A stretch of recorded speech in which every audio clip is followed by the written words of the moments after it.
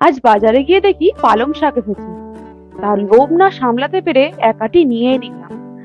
আর বেশি ভাবনা চিন্তা করলাম না, কারণ শীতের শেষের পালং শাক আর পাবো কি পাবো না। তার সাথে পেলাম গেরি। তো বন্ধুরা, আজকে পালং শাক আর গেরি দিয়ে বানাবো পাঁচমিশালি তরকারি।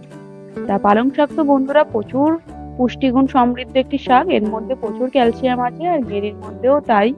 তাই এই গরমে আজকে মাছ মাংস ছেড়ে আজকে বানাবো গেরি দিয়ে পালং শাকের পাঁচমিশালি তরকারি। আশা করি বন্ধুরা আপনাদের ভিডিওটা খুব ভালো লাগবে। ভিডিওটা ভালো লাগলে অবশ্যই এটা লাইক করে দিবেন।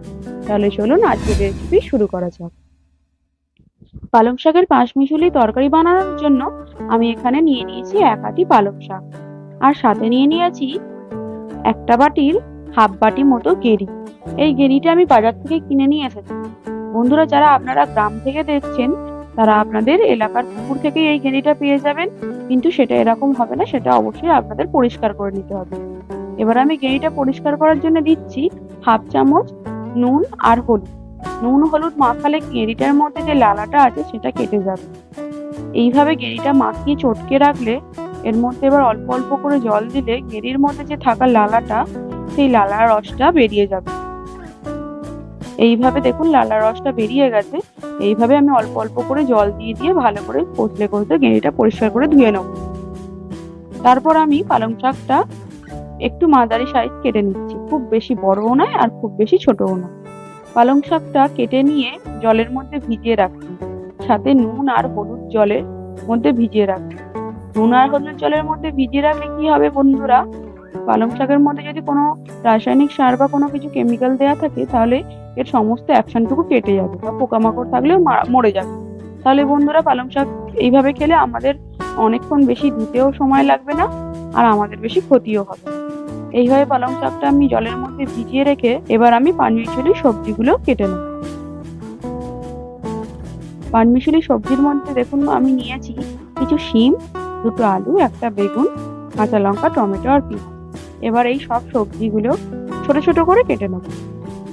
সব সবজিপাতি আমার কাটা হয়ে গেছে। শিম কেটে নিয়েছি, বেগুনও খুব ছোট ছোট করে কেটে নিয়েছি, আর পেঁয়াজটাও একটু মোটা রেখেছি, খুব পাতলা করি। এবার একটা কড়াইয়ের মধ্যে দিয়ে দেবো জল।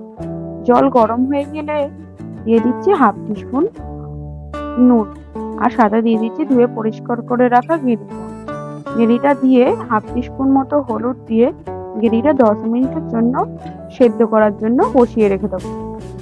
এবার ততক্ষণের জন্য আমি কিছু মশলা বানাবো।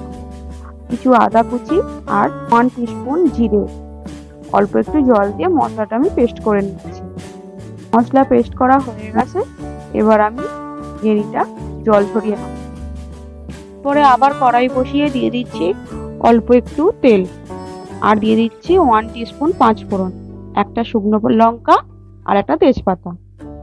ফোড়নের সুন্দর একটা গন্ধ ছড়াচ্ছে, তখন আমি দিয়ে দিচ্ছি কেটে রাখা সব সবজিগুলো এবার হাফ টিস্পুন নুন দিয়ে ভেজে নেব, আর সাথে দিয়ে দিচ্ছি কুচি করে রাখা পেঁয়াজ আর কাঁচা লঙ্কা। কাঁচা লঙ্কা আর পেঁয়াজ দিয়ে সবজিগুলো একটু ভালো করে ভেজে নেব। সবজিগুলো প্রায় ভাজা হয়ে এসেছে। এবার আমি অ্যাড করে দিচ্ছি তৈরি করে রাখা আদা জিরা বাটা, আর 1 টিস্পুন মতো হলুদ গুঁড়ো, হাফ টিস্পুন লঙ্কার গুঁড়ো, হাফ টিস্পুন ধনে গুঁড়ো, আর দিয়ে দিচ্ছি 1 চামচ চিনি।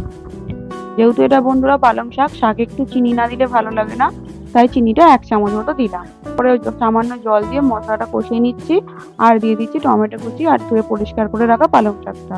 তারপর আবার সবজির সাথে শাকটা ভালো করে মিশিয়ে নিয়ে 2 মিনিটের জন্য চাপা দিয়ে দিচ্ছি।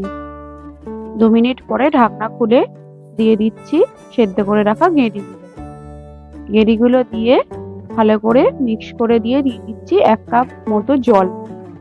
বেশি জল দেওয়ার দরকার নেই, কারণ সবজি প্রায় সেদ্ধই হয়ে গেছে, তাই অতিরিক্ত জল দেওয়ার দরকার নেই। তারপরে শাকটা সেদ্ধ হয়ে যাওয়ার জন্য আরো 5 মিনিট ঢাকনা দিয়ে রেখে দিলাম। দেখুন এবার আমাদের শাক রান্না হয়ে গেছে, আলুও সুন্দরভাবে সেদ্ধ হয়ে গেছে, সব সবজি সেদ্ধ হয়ে গেছে। তো এইভাবেই তৈরি হয়ে গেল গেরি দিয়ে পালং শাকের পাঁচমিশালি তরকারি। তাহলে চলুন বন্ধুরা, তাহলে দুপুরের খাবারটা এবার খাওয়া যাক। এইভাবে পালং শাক আর গেরি দিয়ে একবার রান্নাটা করে দেখুন, খেয়ে কি তৃপ্তি বোধ হবে। খেয়ে ভাববেন মাছ মাংসর আর দরকারই নেই, এইভাবে রোজ শাক রান্না করে দিলে রোজই খাবো। তো দুপুরের খাওয়াটা দারুণ হয়েছিল। বন্ধুরা, রেসিপিটা যদি ভালো লেগে থাকে অবশ্যই একটি লাইক করে দেবেন, কমেন্টে জানাবেন কেমন লাগলো, আর ভিডিওটি শেয়ার করে অন্যজনকে দেখার সুযোগ করে দেবেন। আর তার সাথে আমার চ্যানেলটি সাবস্ক্রাইব করে দেবেন, আর নোটিফিকেশন বেলটি অবশ্যই অন করে দেবেন, যাতে আমার ভিডিওর নোটিফিকেশন আপনার কাছে সর্বপ্রথম পৌঁছে যেতে পারে। তাহলে আজকের মতো ভিডিওটা এখানেই শেষ করছি। আপনারা সবাই ভালো থাকুন, সুস্থ থাকুন। আবার দেখা হচ্ছে পরের ভিডিওতে। টাটা।